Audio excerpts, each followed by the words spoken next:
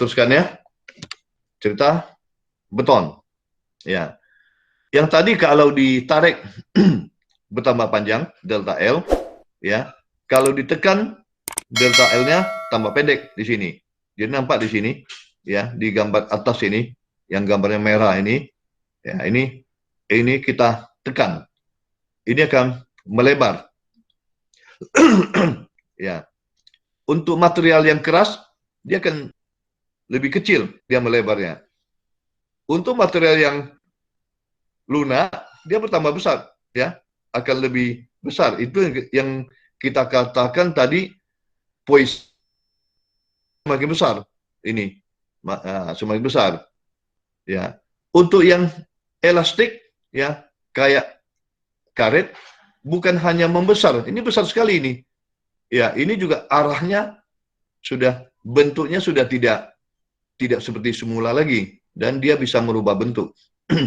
Ya, jadi ini nampak tiga ilustrasi untuk yang keras, lunak, dan yang elastik, ya, material-material elastik seperti ini. Jadi nampak di gambar yang bawah ini melebar, ya, akibat kalau ditekan dia bertambah besar. Dan kelihatan di sini, ya, ketika menguji beton, ya, ini beton diuji, ini melebar, ya, di sini melebar ini, ya. Jadi kenapa beton ini hancur? Karena ada tegangan. Kalau dia melebar berarti ada suatu tegangan tarik yang menarik dia ke lateral. Begitu ditekan di sini menarik, ya. Nah, tarikan inilah karena beton tidak kuat terhadap tarik, ya, kuat terhadap tekan, dia hancur di area terjadi tegangan tarik. Ini tarik, nah, ini hancur. Ini kalau bebannya ditambah terus, ini hancur. Ya, karena tertarik ke melebar, arah melebar. Nah, di situ dia hancur. Ya. Nah, tadi kalau suatu material yang nu-nya semakin kecil, dia semakin aman. Ya, yang nu-nya semakin besar, ya, dia semakin gampang tarik. Ya. Dan ini juga, ya, ini juga diberi tekan-tekan, ini hancur. Walaupun ada beberapa pola retaknya, ya. Ya, oke, ini juga bahwa kita sudah mulai cerita beton betulang. Kalau tadi kita cerita material baja, cerita beton. Yang masuk ke slide ini, kita ada cerita beton betulang. Ya, ini yang tekuk tadi. Ini kolom-kolom pendek, ya, diberi beban, patahnya patah tekuk. Jadi material yang belum hancur dia sudah tekuk. Kalau ini di kompres, ya, diberi tekan, kalau kolomnya pendek, ini tadi terjadi gaya lateral, ini akan hancur. Berarti materialnya hancur untuk kolom pendek. Nah, ini patah geser. Ya, nampak di sebelah kanan juga demikian, ya.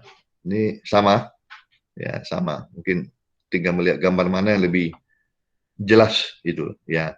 Jadi ini yang geser tadi akan dipikul oleh begel-begel seperti ini, ya. Kalau begelnya kurang, ini juga yang tadi saya beri ilustrasi bahwa yang angkat berat itu pinggangnya perlu diikat. Kalau ikatnya kurang kuat, lepas ini, ya, begelnya kurang, tidak memenuhi syarat, dia kembung, ini hancur. Ya, ini hancur karena gaya tekan. Jadi biasanya hancurnya suatu elemen struktur itu sudah terjadi kombinasi, ya, kombinasi karena gaya tekanlah menyebabkan terjadinya tarik, jadi kombinasi. Kayak inilah, kayak orang, ya. Kalau orang itu komplikasi penyakitnya itu. Nah, baru dia collapse, ya. Di sini collapse.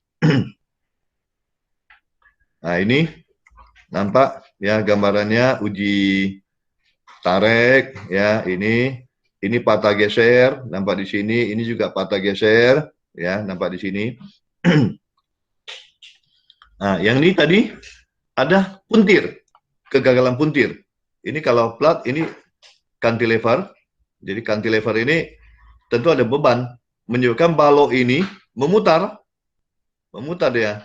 Nah, ini cracknya, retak karena puntir. Puntir ini juga karena kombinasi juga dengan berbagai, ada lentur di sini, ada geser, kemudian ada puntir. Jadi biasanya kalau gagal terhadap puntir ini sudah kombinasi ya antara lentur dan geser. Jadi sudah kompleksitasnya sudah tinggi.